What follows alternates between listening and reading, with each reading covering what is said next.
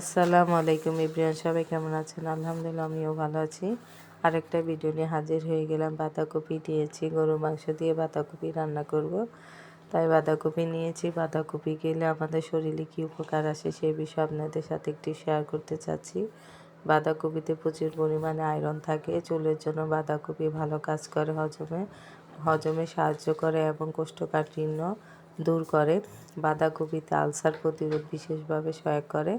তাই আমরা সবাই চেষ্টা করব বাঁধাকপি খাওয়ার জন্য। তো এখানে আমি আবার গরুর মাংস নিয়েছি, চর্বিযুক্ত গরুর মাংস। বাঁধাকপি দিয়ে রান্না করলে খুবই টেস্টি হয়, খুবই মজা লাগে।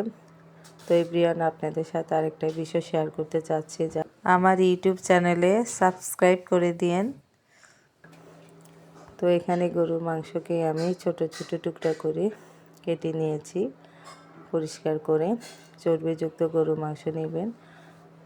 আর এখানে বাঁধাকপি কেটে পরিষ্কার করে নিয়েছি। বাঁধাকপি যখন গরুর মাংস দিয়ে রান্না করবেন তখন এরকম সাইজ করে কেটে নেবেন।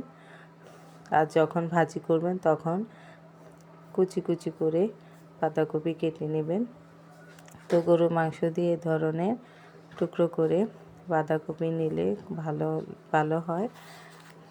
এখন আমি গরুর মাংস বাঁধাকপি সব মিক্স করে চুলার মধ্যে বসিয়ে দিয়েছি। আজকে লাকড়ি চুলায় রান্না করব না, তাই ইনফ্রারেড চুলাতে বসিয়ে দিয়েছি। এভরিওয়ান, ইনফ্রারেড চুলাতে গরুর মাংস রান্না করলে ভালো লাগে, খারাপ লাগে না। তো আমি ইনফ্রারেড চুলায় রান্না বসিয়ে দিয়েছি। এভরিওয়ান, এখন আমি গরুর মাংসর সাথে আলু অ্যাড করে দিয়েছি। বাঁধাকপি গরুর মাংস যখন রান্না করি, রান্নার শেষ পর্যায়ে আমি আলু অ্যাড করে দিই। গরুর মাংস বাঁধাকপির সাথে আলু দিলে খেতে খুবই ভালো লাগে, খুবই টেস্টি হয়।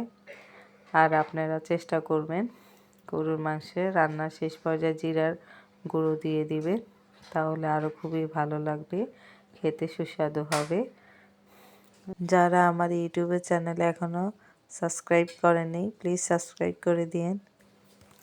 আজ এখানে রাখলাম, নেক্সট টাইম অন্য কোনো বিষয় আপনাদের সাথে শেয়ার করব ইনশাআল্লাহ।